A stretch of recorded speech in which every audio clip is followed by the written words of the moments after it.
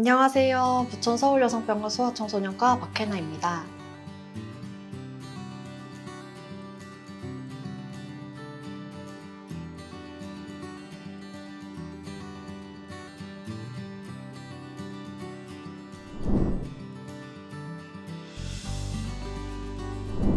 알레르기 비염의 치료는 원인 항원을 회피하는 환경요법이나 그리고 약물요법, 면역요법이 있습니다. 원인 항원을 피하거나 완전히 제거하는 것이 중요하지만 현실적으로는 어려움이 많이 있습니다. 대표적인 원인 항원인 진먼지 진드기 같은 경우에는 완전히 제거할 수가 없기 때문에 잘 관리를 하는 것이 중요한데, 실내 온도는 25도 이하, 실내 습도는 50% 이하로 유지시켜주고 진먼지 진드기가 잘 서식할 수 있는 천으로 된 가구나 쿠션, 카페트, 담요 같은 것들은 치워주시는 게 좋습니다. 그리고 침구류도 진먼지 진드기를 이제 방지할 수 있는 잘 통과할 수 없는 커버를 싸주시는 게 좋고, 침구류 세척을 최소 2주에 한 번 이상 뜨거운 물로 하고 햇빛에 자주 건조시켜 주시는 게 좋습니다. 개나 고양이가 원인 항원이라면 개나 고양이를 키우지 않는 것이 가장 좋은 방법입니다. 개나 고양이가 없어진 이후에도 원인 항원은 6개월간 남아있을 수가 있기 때문에 특별히 주의를 하셔야 됩니다.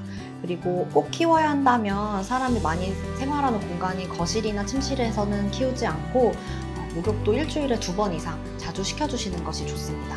꽃가루와 같은 실외 항원을 완전히 회피하는 것은 불가능하기 때문에 꽃가루가 많이 날리는 시기에는 마스크를 잘 착용을 하시고 집에 들어온 이후에는 샤워를 하고 먼지를 잘 털어내는 등 좀 관리를 잘 해주셔야 됩니다. 또한 담배 연기에 노출되지 않도록 하고, 그리고 감기에 걸리면 증상이 악화될 수 있기 때문에 개인 위생을 철저히 하시는 것이 좋겠습니다. 약물 치료로는 항히스타민제나 항류코트리엔제를 복용하는 방법이 있고, 비강내 스테로이드를 뿌리는 방법 등이 있습니다. 특히 비강내 스테로이드제는 코막힘이나 여러 가지 알레르기 비염의 증상에 가장 효과가 좋은 약물로 알려져 있기 때문에 중요한데요. 즉각적으로 효과가 있다기보다는 2주 정도는 사용을 해야 효과가 나타나는 경우도 있고, 4에서 8주 정도 지속적으로 사용을 해야 증상이 완전히 완화되는 경우가 있어서 꾸준히 사용을 하시다가 증상이 완화되면 빈도를 한 반 정도로 줄이면서 사용하시는 것이 추천됩니다. 비강내 스테로이드제 같은 경우에는 오랜 기간 사용을 해야 되기 때문에 전신 부작용에 대해서 걱정하시는 경우도 있는데요.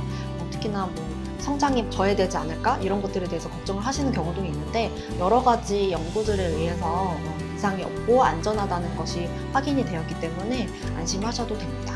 또한 식염소 세척하는 방법은 간단하고 저렴하고 또 삶의 질을 많이 향상시킬 수 있고 알레르기 비염의 증상을 완화시킬 수 있기 때문에 추천되는 방법입니다.